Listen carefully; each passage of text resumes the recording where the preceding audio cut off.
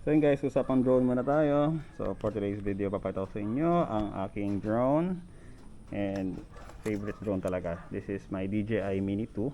Okay, and ito yung package niya. Meron siyang charger, yung patatluhan, ito yung tatlong batteries niya, and yung remote control niya.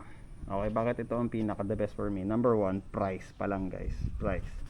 So ang laki ng difference niya between DJI Mini 2 and Mini 3. Mini 3 around 30,000 mo siya makukuha. Ito si Mini 2, itong package deal na to is around 25,000. Nung nakuha ko siya is around 29,000. So panalo siya sa presyo pa lang. Yung syempre wala lang siyang mga auto follow or yung auto track, pero still 4K resolution yung nakukuha niyang videos.